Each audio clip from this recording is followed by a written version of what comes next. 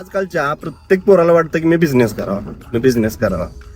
पण कसं आहे, त्या बिझनेस मागच्या गोष्टी माहिती करून घेतल्या पाहिजेत.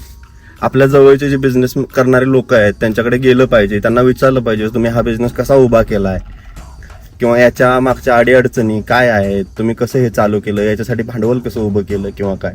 पण आजकालची मुलं कसं आहेत, आई वडिलांकडून घ्यायचे 5-10 लाख रुपये आणि काहीतरी करायचं आणि शेठजी म्हणून फक्त खुर्चीवरती बसायचं. असं करून बिझनेस नाही होत. बिझनेससाठी पहिल्यांदा थोडे वर्ष स्वतः राबावं लागतं, स्वतः कष्ट करावं लागतो. वर्करच्या जीवावरती बसून चालत नाही. हा असेल तो असेल, हा करेल तो करेल म्हणून काही होत नाही. सगळं स्वतःहून करावं लागतं. तर तो माणूस सेट होतो आयुष्यामध्ये, तर तो माणूस बिझनेस करू शकतो. सो प्रत्येकाने स्वतःची ती कॅपेबिलिटी असेल तर बिझनेसमध्ये या, नसेल तर येऊ नका.